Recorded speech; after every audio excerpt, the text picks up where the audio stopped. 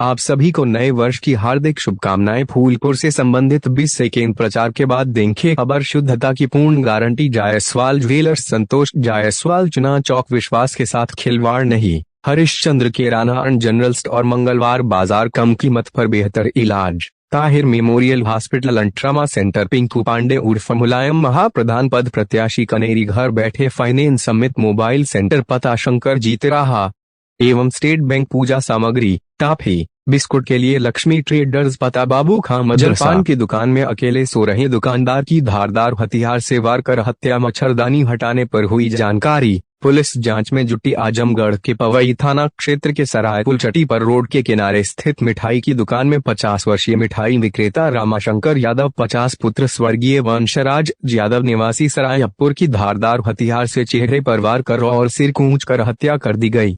सुबह रोज की तरह नहीं उठने पर मच्छरदानी के अंदर जब लोगों ने रजाई उठाई तब रक्त रंजित शव देखकर सन रह गए।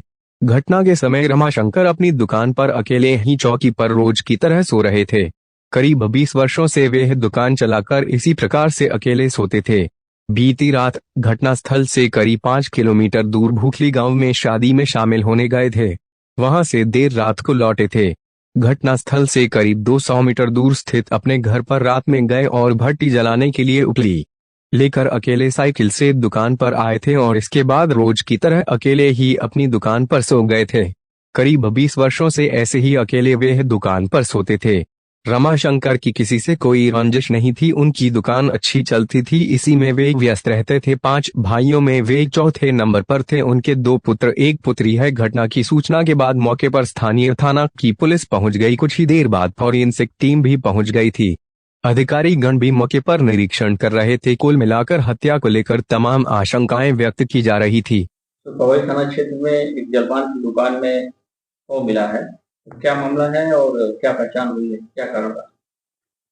देखिए, थाना पवई में सरायपुल नाम से गांव है। वहाँ पे एक दुकान के बाहर बरामदे में रमाशंकर नाम के व्यक्ति है। उनकी डेड बॉडी सुबह मिली थी और घर से करीब 100 मीटर दूर ये दुकान थी इनकी और काफ़ी दिनों से दुकान पे रहते थे।